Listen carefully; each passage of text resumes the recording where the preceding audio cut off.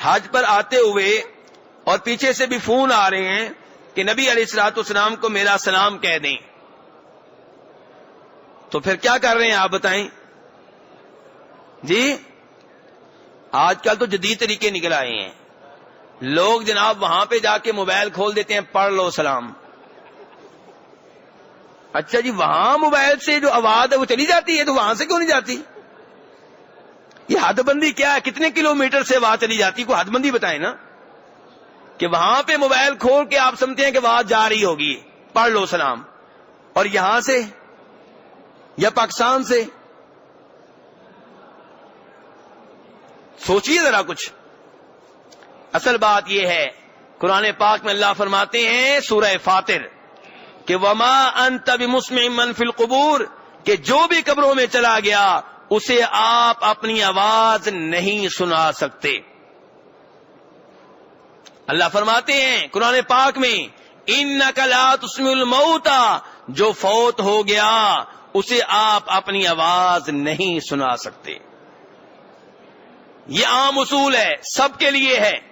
اللہ نے من کا لفظ بولا ہے جس میں نبی آ گئے، غیر نبی آ گئے، ولی آ گئے، غیر ولی آ گئے، شہید آ گئے، غیر شہید آ گئے، مسلمان آ گئے، کافر آ گئے، مرد عورت آ گئے، بچے بوڑھے آ گئے، سب اس میں آ گئے، سوائے اس کے جو حدیث میں استثناء آیا ہے کہ جب آپ لوگ مردے کو دفن کر کے واپس آتے ہو، بخاری شریف کی حدیث ہے، تب تمہارے قدموں کی آہٹ سنتا ہے، تب، ہمیشہ نہیں، تب۔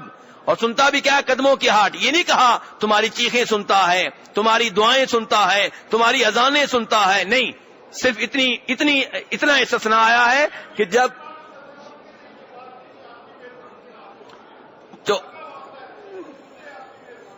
بخاری شریف کی بس کریں یار، بس کریں۔ بخاری شریف کی حدیث ہے کہ جب آپ اس کو دفنا کر واپس آتے ہیں تب وہ آپ کے قدموں کی آہٹ سنتا ہے۔ وہ بھی یہ نہیں کہا گیا کہ جب دوبارہ آئیں گے تب سنے گا، جب دوبارہ آئیں گے تو قرآن کا وہی اصول ہے کہ وما انت بمسمع من فی القبور، کہ جو بھی قبروں میں چلا گیا اسے آپ اپنی آواز نہیں سنا سکتے۔ اب ہمارا سلام کیسے پہنچتا ہے؟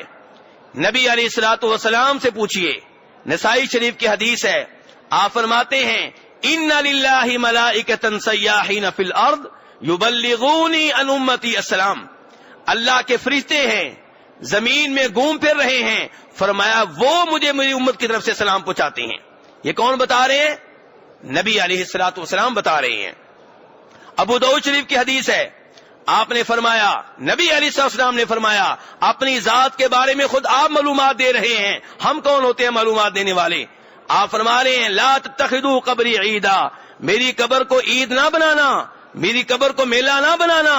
عید عربی زبان کا لفظ ہے، عاد یعود، لوٹنا، آپ کی قبر پہ بار بار آنا آپ کی قبر کو عید بنانے کے مترادف ہے۔ آپ نے فرمایا میری قبر کو عید نہ بنانا۔ پھر درود کیسے پڑھیں؟ فرمایا صلو علیہ، درود پڑھتے رہو، فإن صلاتکم تبلغنی حیث کنتم، تمہارا درود مجھ تک پہنچ جائے گا تم جہاں سے بھی پڑھو گے۔ تو ہمارا سلام، ہمارا درود نبی علیہ الصلوۃ والسلام تک پہنچتا ہے، اور یہ آپ کی شان ہے کہ اللہ نے آپ کی خاطر فرشتوں کی ڈیوٹیاں لگا دی ہیں کہ جہاں سے بھی کوئی سلام پڑھے آپ تک پہنچا دیا جائے۔ کوئی پاکستان سے پڑھے، کوئی انڈیا سے پڑھے، کوئی امریکہ سے پڑھے، کوئی روس سے پڑھے، جہاں سے بھی کوئی سلام پڑھتا ہے نبی علیہ الصلوۃ والسلام تک یہ سلام پہنچا دیا جاتا ہے۔